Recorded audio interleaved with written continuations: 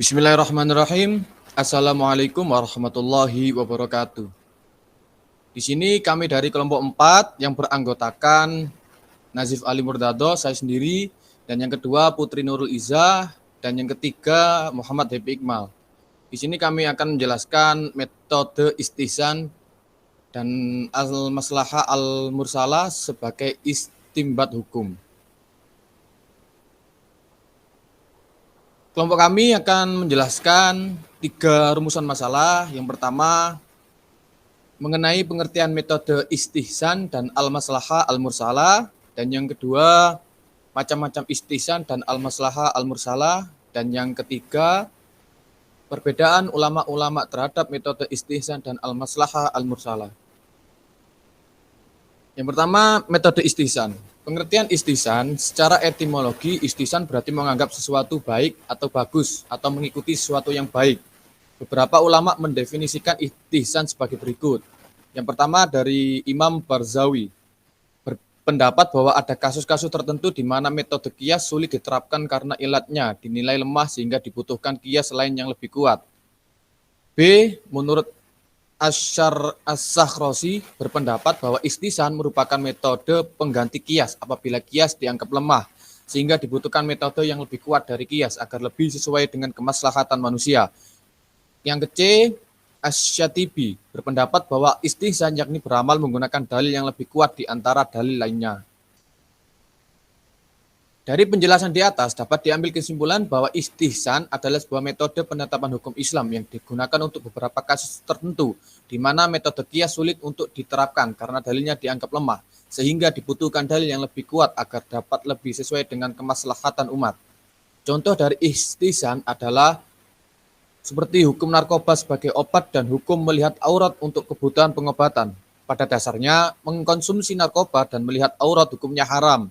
Namun karena ada sesuatu kondisi darurat yang mengharuskan dilakukannya perbuatan tersebut, dan apabila tidak dilakukan akan melanggar kemaslahatan, maka perbuatan tersebut diperbolehkan.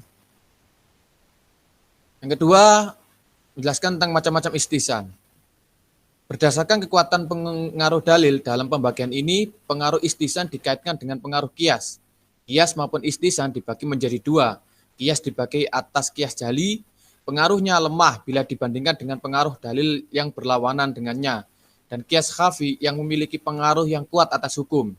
Istihsan dibagi atas istihsan yang kuat pengaruhnya walaupun khafi, dan istihsan yang lemah pengaruhnya walaupun jelas atau zahir. Tarjih antara qiyas dan istihsan dalam hal ini didasarkan pada kuat dan lemahnya pengaruh, bukan pada jelas atau zahir dan tidak jelas atau khafinya. Qiyas akan menjadi rajih atas istihsan apabila pengaruhnya lebih kuat dan begitu juga sebaliknya. Ini terjadi apabila terdapat pertentangan atau ta'arud antara istihsan dengan qiyas. Contohnya adalah tentang sujud tilawah. Dalam sholat, apakah boleh digantikan dengan ruku'? Bila qiyas yang dipakai dalam hal ini, maka sujud tilawah boleh digantikan dengan ruku', karena keduanya memiliki tujuan yang sama, yaitu menampakkan pengagungan kepada Allah, tawaduknya hamba dan tidak bersikap takabur. Sedangkan berdasarkan metode istihsan, sujud tilawah adalah sama dengan sujud lainnya dalam sholat yang merupakan rukun di dalamnya. Jika sujud lainnya dalam sholat tidak boleh diganti dengan ruku', maka demikian pula dengan sujud tilawah. Yang kedua, berdasarkan dalil yang melandasi dari sisi sini, berdasarkan pada dalil yang melandasinya, ulama Hanafiyah membagi istihsan kepada 6 macam. Yang pertama, istihsan bin nas, istihsan berdasarkan ayat atau hadis. Yang kedua, istihsan bil ijma, istihsan yang didasarkan pada ijma. Yang ketiga, istihsan bil qiyasil khafi, istihsan berdasarkan qiyas yang tersembunyi. Yang keempat, istihsan bil maslahah, istihsan berdasarkan kemaslahatan. Yang kelima, istihsan bil urf, istihsan berdasarkan adat kebiasaan yang berlaku umum. Yang keenam, istihsan bid darurah, istihsan berdasarkan keadaan darurat.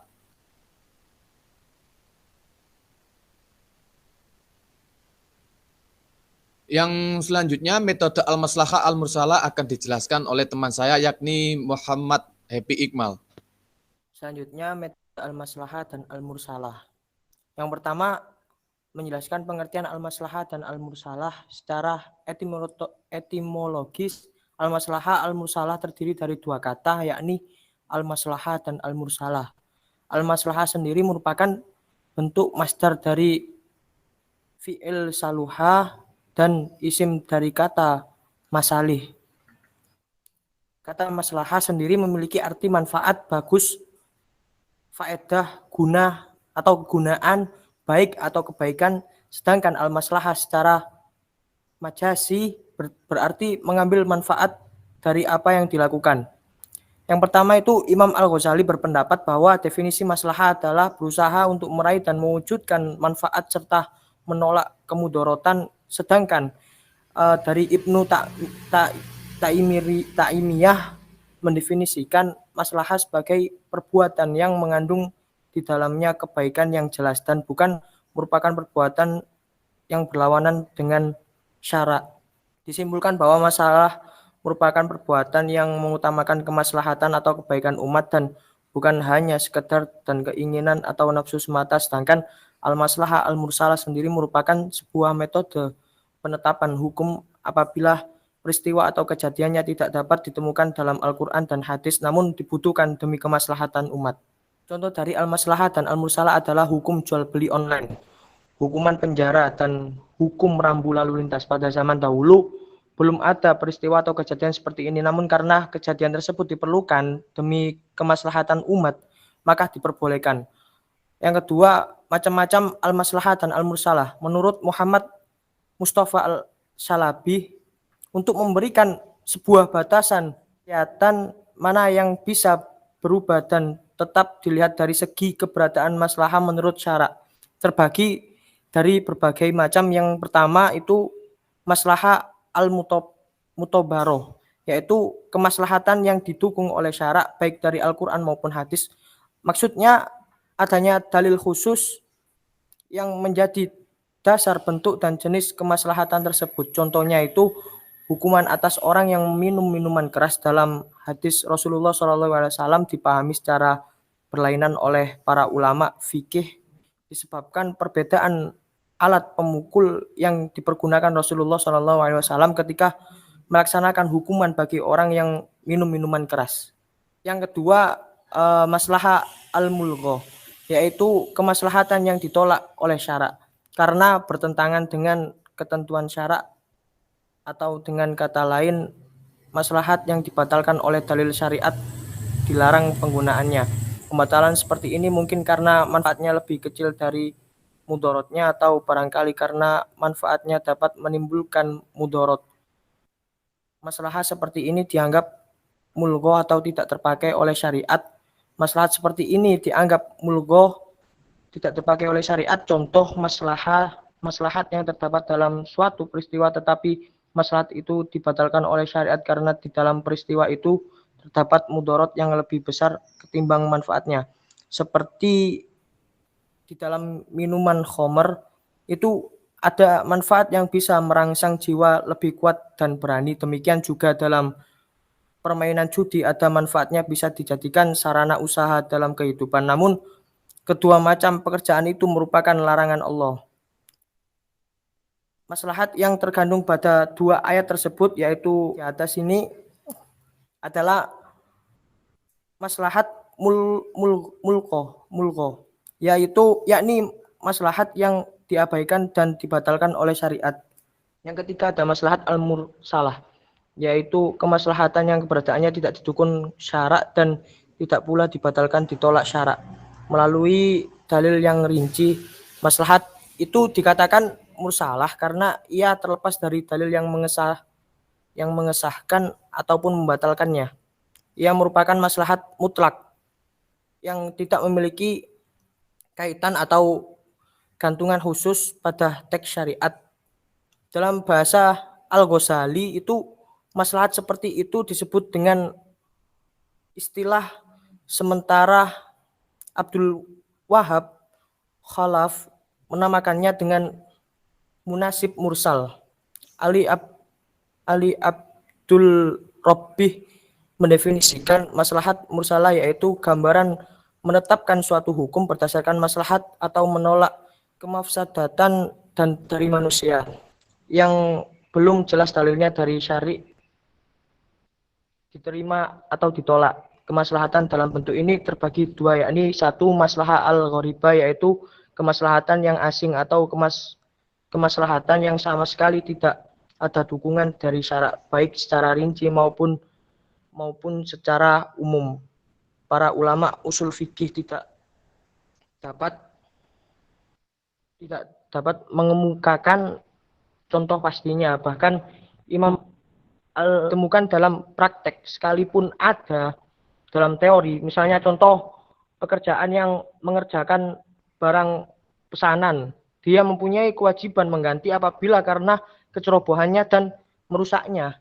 Yang kedua itu maslahah al-mursalah, yaitu kemaslahatan yang tidak didukung oleh sekumpulan makna nas, ayat atau hadis. Misalnya mengadakan lembaga pemasyarakatan atau penjara mencetak mata uang sebagai alat pertukaran resmi dari suatu negara dan membiarkan tanah-tanah agraria yang terdapat di daerah-daerah yang telah dikuasai oleh kaum muslimin tetap berada di tangan pemiliknya semula dengan ketentuan mereka dikenakan kewajiban membayar pajak atau kewajiban-kewajiban yang lainnya. Ini perbedaan ulama terhadap metode istihsan dan al-maslahah al-mursalah dilanjutkan oleh Putri Nurul Izzah. Perbedaan ulama-ulama terhadap metode istihsan dan al-maslahah al-mursalah. Yang pertama, perbedaan para ulama terhadap metode istihsan. Mazhab yang berpegang dengan dalil istihsan ialah mazhab Hanafi. Menurut mereka, istihsan sebenarnya semacam qiyas, yaitu memenangkan qiyas jali atau mengubah hukum yang telah ditetapkan pada suatu peristiwa atau kejadian berdasarkan ketentuan umum kepada ketentuan khusus karena ada suatu kepentingan yang memperbolehkannya.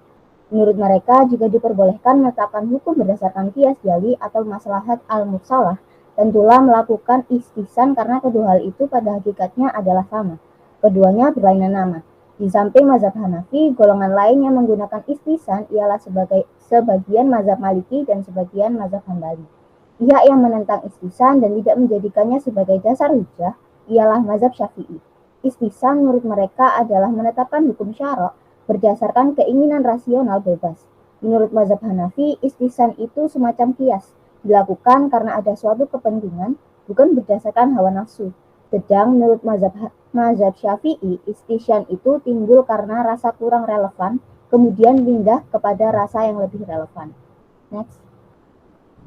Yang kedua, perbedaan para ulama terhadap metode al-maslahah al-mursalah. Pada hakikatnya, maslahat yang menjadi bahan perdebatan hangat di kalangan para fuqaha adalah masalih mursalah atau yang sering juga disebut al-munasib al-mursal. Dalam hal ini, Abu al-Nurzahir memetakan 3 macam kelompok. Komunitas pertama adalah kumpulan ulama yang tidak dapat menerima masalih mursalah sebagai hujjah sama sekali. Komunitas kedua adalah golongan ulama yang menerima masalih mursalah secara terbuka dan dapat dijadikan sebagai hujjah. Komunitas ketiga adalah yang berpendapat bahwa masalih mursalah tersebut bisa saja dijadikan hujjah selama maslahat yang inheren di dalamnya bersifat daruriyat, qat'iyat, dan kuliyat. Untuk bisa menjadikan maslahah mursalah sebagai dalil dalam menetapkan hukum, ulama Malikiyah dan Hanabilah mensyaratkan 3 syarat, yaitu yang pertama, kemaslahatan itu sejalan dengan kehendak syara' dan termasuk dalam jenis kemaslahatan yang didukung nas secara umum. Next. Yang kedua, kemaslahatan itu bersifat rasional dan pasti, bukan sekedar perkiraan sehingga hukum yang ditetapkan melalui maslahah al-mursalah itu benar-benar menghasilkan manfaat dan menghindari atau menolak kemudorotan. Yang ketiga, kemaslahatan itu menyangkut kepentingan orang banyak, bukan kepentingan pribadi atau kelompok kecil tertentu. Ulama golongan Syafi'iyah pada dasarnya juga menjadikan maslahah sebagai salah satu dalil syara'. Akan tetapi, Imam Asy-Syafi'i memasukkannya ke dalam qiyas. Misalnya, ia mengkiaskan hukuman bagi peminum minuman keras kepada hukuman orang yang menuduh zina, yaitu dera sebanyak 80 kali. Karena orang yang mabuk akan mengigau dan dalam pengigauannya diduga keras akan menuduh orang lain berbuat zina. Al-Ghazali bahkan secara luas dalam kitab usul fikihnya membahas permasalahan maslahah mursalah. Next. Studi kasus istihsan dan al-maslahah al-mursalah. Yang pertama, contoh studi kasus istihsan. Contoh, Menurut mazhab Hanafi, bila seorang mewakafkan sebidang tanah pertanian, maka termasuk yang diwakafkannya itu hak pengairan, hak membuat saluran air di atas tanah itu. Hal ini ditetapkan berdasarkan istisan. Menurut kias jali, hak-hak tersebut tidak mungkin diperoleh karena mengkiaskan dengan jual beli. Peristiwa jual beli yang terpenting ialah pemindahan hak milik dari penjual kepada pembeli. Bila wakaf dikiaskan kepada jual beli, berarti yang penting ialah pemindahan hak milik itu. Sedang menurut istisan, hak tersebut diperoleh dengan mengkiaskan wakaf itu kepada sewa menyewa. Pada sewa menyewa, yang penting ialah pemindahan hak untuk memperoleh manfaat dari barang dari penyewa barang. Demikian pula, wakaf yang penting ialah agar barang yang diwakafkan itu dapat dimanfaatkan. Sebidang sawah hanya dapat dimanfaatkan jika memperoleh pengairan yang baik. Jika wakaf itu dikiaskan kepada jual beli atau kias jali, maka tujuan wakaf tidak akan tercapai. Karena pada jual beli yang diutamakan pemindahan hak milik. Karena itu perlu dicarikan dalil lain, yaitu sewa menyewa. Kedua peristiwa ini ada persamaan ilatnya, yaitu mengutamakan manfaat barang atau harta. Tetapi kiasnya adalah kias kofi. Karena ada suatu kepentingan, yaitu tercapainya tujuan wakaf, maka dilakukanlah perpindahan dari kias jali kepada kias kofi. Inilah disebut istisan. Next. Yang kedua adalah contoh studi kasus al-maslahah al-mursalah. Tindakan para sahabat dan fuqaha di masa lalu sebagai berikut. Yang pertama, fatwa ulama Hanafiyah, agar para mufti yang rusak moralnya dan para tabib yang bodoh ditaruh di bawah perwalian. Yang kedua, tindakan ulama Malikiyah menahan dan menginterogasi seorang tersangka agar dia mengaku apa yang telah diperbuatnya. Yang ketiga, ulama Syafi'iyah mewajibkan hukuman kisos terhadap orang banyak, membunuh satu orang korban. Umar telah menetapkan hukuman darah sebanyak 80 kali bagi peminum khamar, padahal sebelumnya hukuman bagi mereka hanya sebanyak 40 kali cambuk. Sekian presentasi dari kami, mohon maaf apabila ada kesalahan. Wassalamualaikum warahmatullahi wabarakatuh. Waalaikumsalam.